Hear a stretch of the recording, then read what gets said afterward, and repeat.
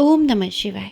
जो भी भक्त सच्ची श्रद्धा के साथ, नियम और निष्ठा के साथ महाशिवरात्रि का व्रत धारण करते हैं, भगवान शिव का पूजन करते हैं, तो उसके सभी पाप नष्ट हो जाते हैं तथा वैवाहिक जीवन खुशहाल होता है और जीवन में सुख समृद्धि प्राप्त करता है। तो आइए आज इस पावन दिन पर हम महाशिवरात्रि व्रत की पावन कथा का रसपान करेंगे। प्रेम से बोलिए श्री भगवान भोलेनाथ की जय, माता पार्वती की जय, सभी देवी और देवताओं की जय। कथा के अनुसार श्री सूत जी ने ऋषियों से अनेक प्रकार के कथाओं का वर्णन करते हुए ऋषियों से कहा कि हे ऋषियों, अब आप लोगों को एक और श्रेष्ठ कथा सुनाता हूँ जो सर्वोत्तम और सभी पापों का नाश करने वाली है। ऐसे उत्तम व्रत कथा का श्रवण ध्यान पूर्वक और श्रद्धा के साथ कीजिए। श्री सूत जी ने कहा, अवंतीपुरी उज्जैन में एक सदाचारी एवं चतुर ब्राह्मण अपनी पत्नी के साथ रहता था। ब्राह्मण पत्नी सदैव पति की आज्ञा का पालन करती थी। उसके 2 पुत्र थे, जिसका नाम सुनिधि और वेदनिधि था। ज्येष्ठ पुत्र सुनिधि अपने माता पिता का आज्ञाकारी और छोटा पुत्र शास्त्रों का ज्ञान होते हुए भी दुष्ट, पतित और वैश्यगामी था। पिता को जब अपने छोटे पुत्र वेदनिधि की इस बात के बारे में जानकारी प्राप्त हुई तो कई बार उसके पिता ने उसे समझाने का प्रयास किया, लेकिन वेदनिधि ने अपनी गलत आदतों को नहीं छोड़ा। कई बार उसके परिवार वालों ने भी ताड़ना दी, परंतु उस पर किसी की बातों का कोई असर नहीं हुआ। एक समय उस नगर के राजा ने वेदनिधि के पिता को प्रसन्न होकर उपहार के तौर पर एक अंगूठी दी। ब्राह्मण ने अंगूठी लाकर अपनी पत्नी को दे दी। उस अंगूठी को ब्राह्मण पत्नी ने सुरक्षित स्थान पर रख दिया, परंतु दुष्ट वेदनिधि की दृष्टि उस अंगूठी पर पड़ी और उसने उस अंगूठी को चुराकर अपनी प्रेयसी वैश्य को दे दिया। एक समय उसी वैश्य का नृत्य उस राजा के सम्मुख हो रहा था। उस वैश्य की उंगली में अपनी दी हुई अंगूठी को देखते ही राजा ने पूछा, यह अंगूठी मैंने ब्राह्मण को उपहार में दी थी, तुम्हारे पास कैसे आई? राजा के इस प्रश्न से वैश्य चौंक गई और उसने बात घुमाने की चेष्टा की। तो राजा ने जब दंडित करने की धमकी दी तो उसने बताया कि यह अंगूठी ब्राह्मण पुत्र वेदनिधि ने दी है, जो मेरा अत्यंत प्रेमी है।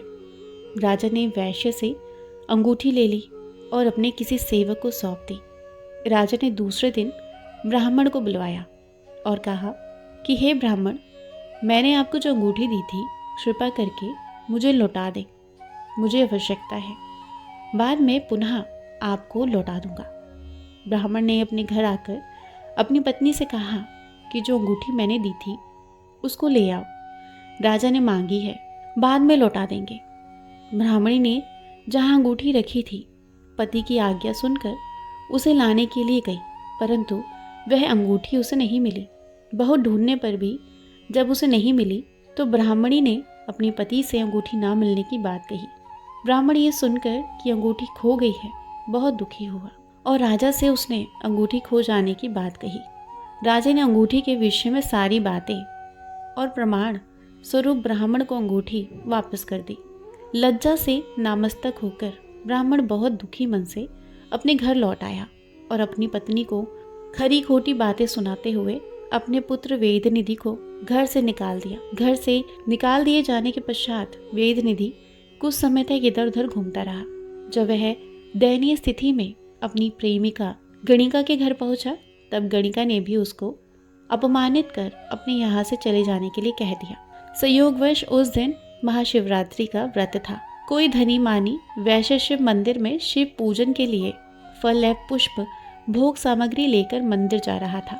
वेदनिधि उस धनी व्यक्ति को देखकर और पूजन सामग्री को देखकर बहुत प्रसन्न हुआ और मन ही मन सोचने लगा कि जब यह शिव पूजन कर चले जाएंगे तब मैं भगवान शिव पर चढ़ाई गई सामग्री का भक्षण कर लूंगा, अपनी भूख को शांत करूंगा। ऐसा सोचकर उस व्यक्ति के पीछे पीछे वह चल पड़ा और जाकर मंदिर के सीढ़ियों पर बैठ गया।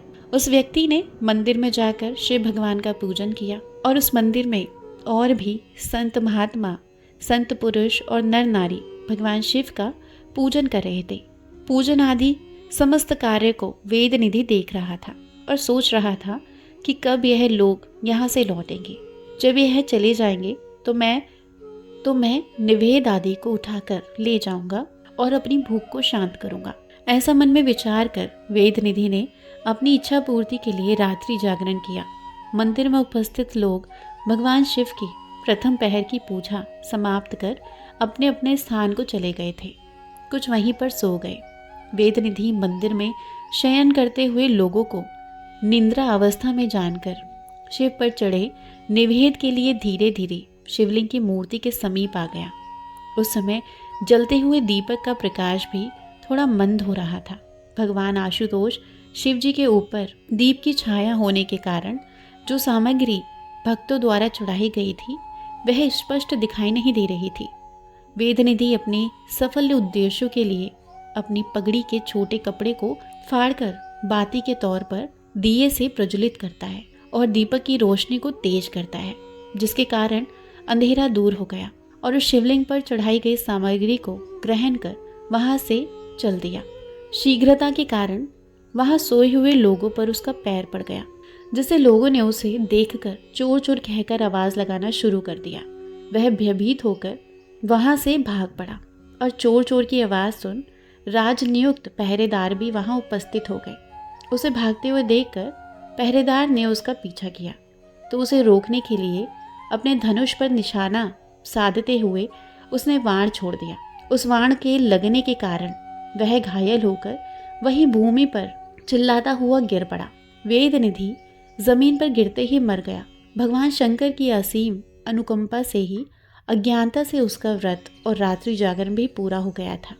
वेदनिधि की मृत्यु होते ही शनियवराज पार्षद एवं आशुतोष भगवान के गण वेदनिधि की आत्मा को लेने आए। वहां पर आए दोनों में वाद विवाद होने के फलस्वरूप शिवगणों ने यमगणों से कहा हम लेने आए हैं, और यमगणों ने कहा कि नहीं, हम इसे लेने आए हैं क्योंकि इसने जन्म से लेकर आज तक पाप ही किए हैं। यमगणों का उत्तर देते हुए शिवगणों ने कहा कि यह बहुत पापी था, परंतु ये यमगण भगवान शंकर के व्रत एवं रात्रि जागरण से इसके सभी पाप नष्ट हो गए। यमगण तथा शिवगण परस्पर विवाद करते हुए निर्णय हेतु यमराज के पास गए। धर्मराज यमराज ने दोनों गणों की बातें सुनी। इसके पश्चात अपने पार्षदों से कहा निश्चित ही वेदनिधि के समस्त पाप शिव कृपा से नष्ट हो गए हैं।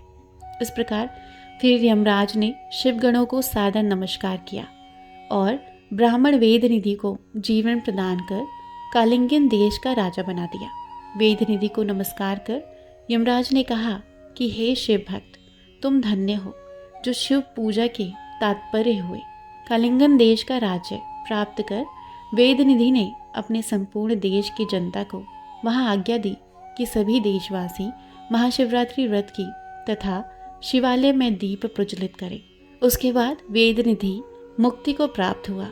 इस व्रत का महत्व कितना उत्तम है कि अज्ञानतावश शिव पूजा करने पर भी भगवान शिव अपने भक्तों को मुक्ति प्रदान करते हैं। जो प्राणी भक्ति और श्रद्धा के साथ इस महाशिवरात्रि का व्रत करते हैं वह परम भक्ति को प्राप्त होते हैं। वेदनिधि ने स्वार्थवश ही दीप प्रज्वलित किया था, फिर भी उसे ऐसा सुंदर फल प्राप्त हुआ। सोच विचार कर विधि विधान के साथ भगवान शिव की प्रशंसा के लिए जो प्रज्वलित करते हैं भगवान उसे अपना सर्वस्व प्रदान करते हैं। ऋषिगण इस परम पवित्र व्रत के समान और कोई व्रत नहीं है एवं भगवान शिव के समान दयालु और कोई देवता नहीं है। हे ऋषियों, जो कुछ आप लोगों ने महाशिवरात्रि व्रत के विषय में मुझसे पूछा था वर्णन कर आप लोगों को सुना दिया। इस व्रत को श्रवण करने मात्र से प्राणी क्षण मात्र में समस्त पापों से मुक्त हो जाता है, इसमें कोई संशय नहीं। इसी प्रकार जो भक्त सच्ची श्रद्धा के साथ नियम और निष्ठा के साथ महाशिवरात्रि व्रत को धारण करता है, भगवान शिव जी की रात्रि में 4 पहर पूजा करता है, कथा सुनता है, भगवान शिव जी की स्तुति करता है, तो भगवान शिव अपने भक्तों के सभी प्रकार के दुखों को दूर करते हैं, पापों का नाश करते हैं तथा सुख और समृद्धि का आशीर्वाद प्रदान कराते हैं। हर हर महादेव। कथा समाप्त हुई। अगर आपको ये कथा पसंद आई है तो एक लाइक ज़रूर कीजिएगा, कथा को शेयर ज़रूर कीजिएगा ताकि आपके प्रियजन इस कथा का श्रवण कर सकें। धन्यवाद।